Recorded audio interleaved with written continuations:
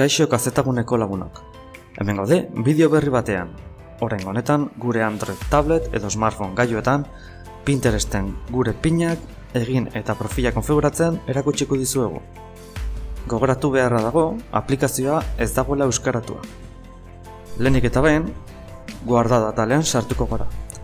Gogoratzen duzuen bezala, bertan aldez aurretik gordetako taulak eta pinak topatuko ditugu. Berriro bilatzea, baino bizkorrago izango da bertan topatzea.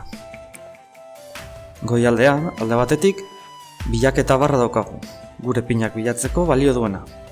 Honen ondoan, eskuin aldean, 3 ikono topatuko ditugu. Lehenengoa, pertsonei mezuak bidaltzeko erabiltzen da.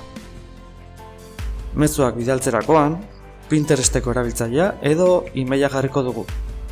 Ondoren, pina edo mezua idatziko da. Hurrengo ikonoa, Pinteresteko profila konfiguratzeko erabiliko dugu. Aurrerago ikusiko dugu. Azkeneko ikonoa, plus sinbola daukanak, gure pinak edo taulak sortzeko erabiliko dugu. Taulak sortzerakoan, honen izena, kolaboratzaileak eta taula sekretua izatean nahi dugun edo ez jartzeko aukera daukagu. Pinak sortzeko garaian ordea, gure gailuarekin irudi bat atera eta igotzeko aukera alde batetik eta webgune baten helbidea sartzeko aukera bestetik izango dugu. Bietako edozein. Lehen aipatutako bigarren ikonora bueltatuko gara orain, konfiguraziokoa. Ikonen bitartez, profilarekin zerikusua daukaten gauzak aldatu ahal izango ditugu.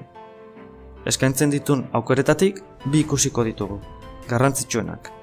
Lehenengoarekin hasiko gara, editar perfil aukeran sartuko gara.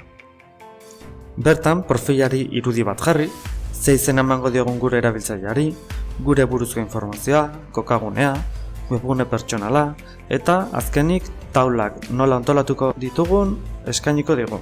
Taula 2 modu ezberdinetan antolatu ditzazkegu.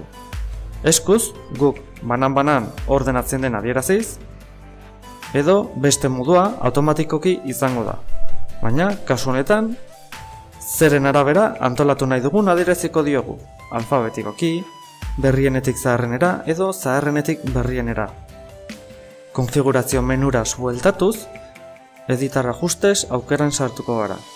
Atal honetan, kontuaren pasaitza aldatu, informazio pertsonala, beste sare sozial ezberdinekin daukan lotura eta notifikazioa konfiguratu ahal izango ditugu. Dena bakoitzaren behar eta nahietara egokitzeko. Ederki, hauxe izan da guztia, espero dugu bideoa lagungarria izatea. Gero arte!